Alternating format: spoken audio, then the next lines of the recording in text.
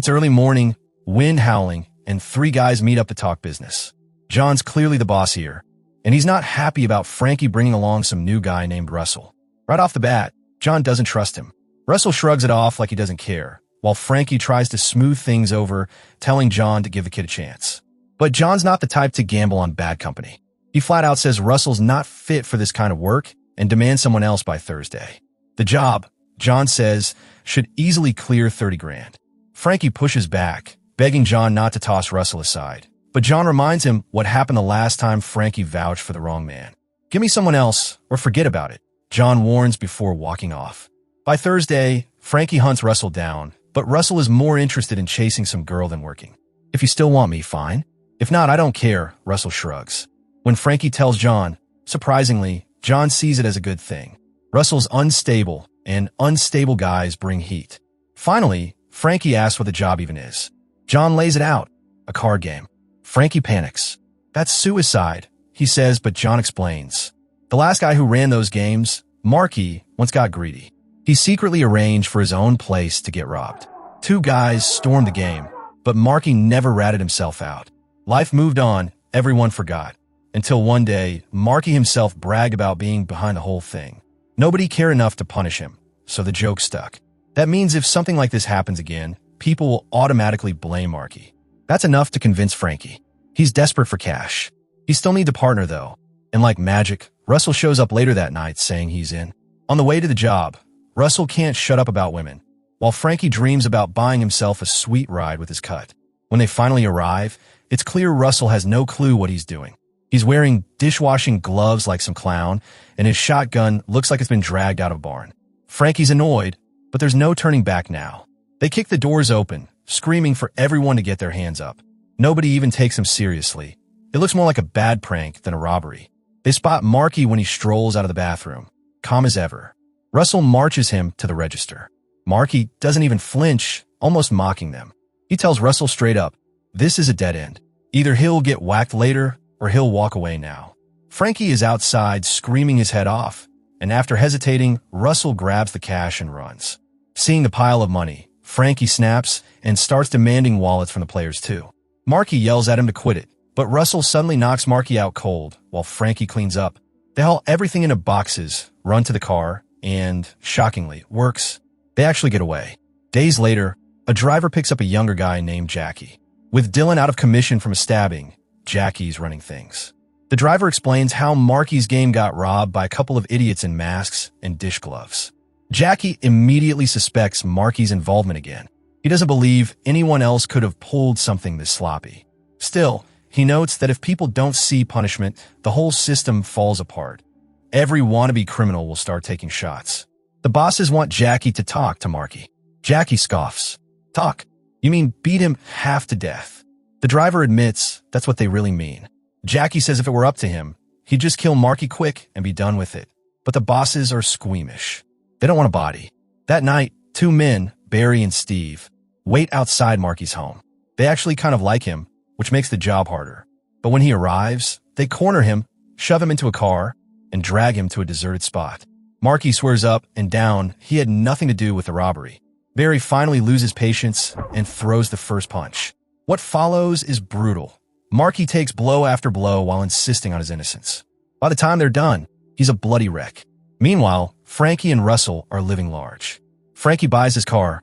Russell keeps reeking of booze and weed. One night, Russell starts rambling about his dogs and his buddy Kenny, then slips up. He says out loud that there's a contract out on them for hitting Marky's game. Frankie brushes it off, saying Marky's probably dead by now. But Russell insists Marky's still alive. He knows because Kenny told him. Frankie freezes. Kenny? Kenny Gale, he asks. Russell nods casually. Frankie loses it. Kenny works for Dylan. That means Russell basically confessed their crime to the wrong guy. Terrified, Frankie ditches Russell on the spot and drives off. Word gets to Jackie soon enough. He laughs at how stupid Russell was for bragging about a 100 grand score. In Jackie's view, some guys just belong in prison because they can't stop shooting their mouths off. Jackie also makes it clear Marky's still gotta go. If they let him slide again, no one will take the game seriously. The driver complains, saying Marky is already half dead. Jackie doesn't care. If he can still talk, he's fine. Jackie shrugs. He even pins blame on Marky for the second heist too. The driver suggests hiding the fact that Marky survived, but Jackie shoots it down. Orders are orders.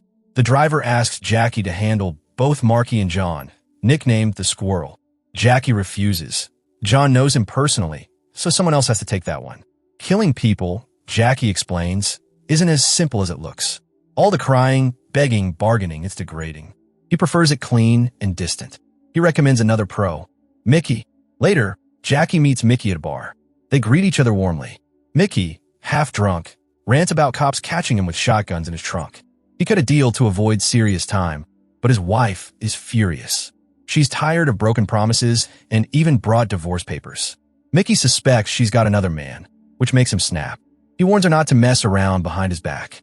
Jackie tries calming him, but Mickey's drowning in booze. Still, when Jackie offers him the job, Mickey accepts. That same night, Jackie gives Russell's loose-tongued buddy, Kenny, a little side job. Jackie doesn't trust him much. He talks too much and even tries sneaking money from the bar counter. But he uses him as a driver anyway. When Jackie spots Marky later, he tells Kenny to pull the car up right beside him. The plan is already in motion. The rain was pounding heavy that night when Jackie made his move. Marky spotted the gun too late. By the time he realized, the first shot had already cracked through his skull and the follow-up was on its way. With Marky slumped over, his car lost control and smashed straight into a truck, ending it for good. Next morning, Jackie stops by Mickey's motel. Inside, Mickey's got company, a girl selling her services. She tries pulling Jackie into a little fun, but he brushes her off.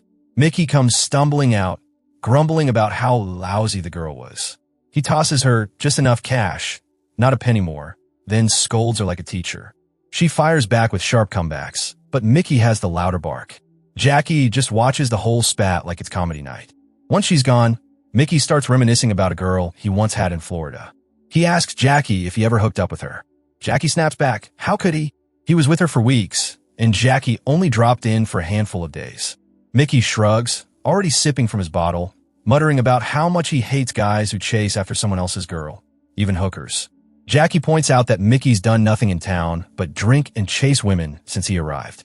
Still, Mickey can't stop daydreaming about that Florida fling, rambling about her looks, her body, everything. Jackie keeps calling his name to break the spell. Finally, Mickey snaps out of it, annoyed.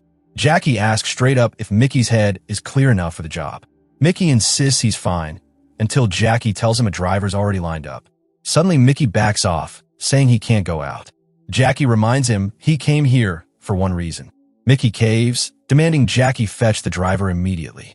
But Jackie's patience is gone. He orders Mickey to sleep it off for 5 hours and be ready by 7:30 sharp. If not, Jackie threatens to hand his location to the cops. Later, Jackie vents to the driver about Mickey. Too much booze, too many women, not enough focus. The driver reminds him this was his idea. Jackie scoffs, saying he wanted the old Mickey, not this washed-up version. Dylan agrees with him too. Problem is how to get Mickey out of the way without him squealing. Jackie suggests setting him up to brawl with a girl in a hotel that hates disturbances. Then cops will revoke his bail and ship him back. The driver thinks it's harsh. Jackie calls it mercy. While they're scheming, Russell is stumbling into a rundown building, looking more like a bum than a crook. He digs out cash from his stash, clueless that cops are already watching. They close in. He's so high he barely notices. News gets to Frankie, and panic sets in. He tells John, but John doesn't seem worried. Frankie, though, feels doomed. With Russell busted and Marky dead, he sees his own future written, friendless, cornered, next in line. Sure enough, Jackie rolls into a rough neighborhood where gunfire echoes as he parks. He heads into a bar where Frankie happens to be. Jackie buys him a drink and chats casually, then reveals he's been looking for him. The small talk turns into advice about staying hidden, but the tone alone makes Frankie's blood run cold. Jackie asks where John will be tomorrow night. Frankie swears he doesn't know. Jackie calmly reminds him this is his one chance to redeem himself. He even offers to call Dylan to vouch for him. Frankie realizes who he's dealing with, but still holds out. Jackie rises to leave, warning that after John, he'll be coming back for Frankie too. That's enough to shake Frankie. Jackie gives him one more chance, hammering the idea that John wouldn't hesitate to sell Frankie out if the roles were reversed. Finally, crushed by fear, Frankie gives in. He says John will be with a girl, likely headed to a motel. Jackie decides Frankie's coming along. That night, they pull up near the spot. Frankie tries to paint John as a good guy. Jackie mocks him. Yeah, that's why you did 6 years in prison for him, right? Because he's such a saint. Frankie insists John didn't mean it. Jackie replies coldly. If someone lets you take the fall, it's their fault. When Frankie says jail was hard on John too, Jackie promises with a smirk that John won't ever face jail again.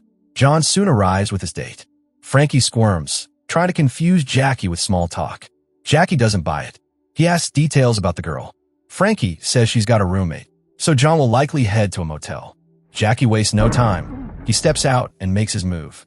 The first shot misses, but the second drops John clean with a bullet to the head. Sirens wail in the distance, so Jackie bolts back to the car and orders Frankie to drive. Frankie's nerves are shot. He floors the gas, swerving like a maniac. Jackie shouts for him to slow down, but Frankie's too rattled.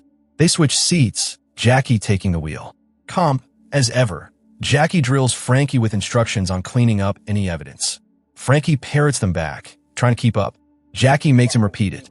Just as Frankie starts again, Jackie pulls his gun and empties it into his skull, leaving no doubt.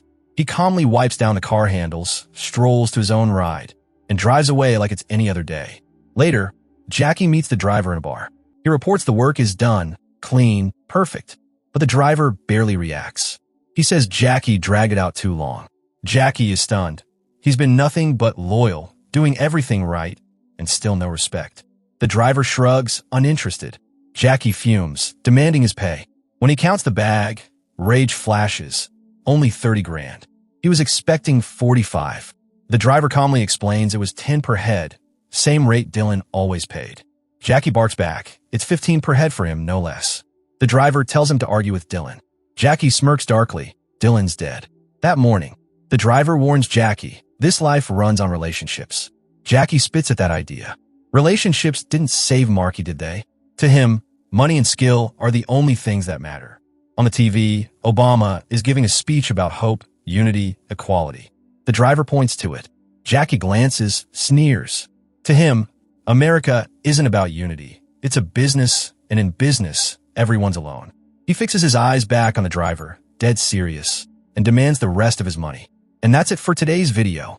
If you enjoyed it, don't forget to hit that like button, subscribe for more content, and ring the bell so you never miss an update. Drop your thoughts in the comments below. I'd love to hear from you. Thanks for watching, and I'll see you in the next one.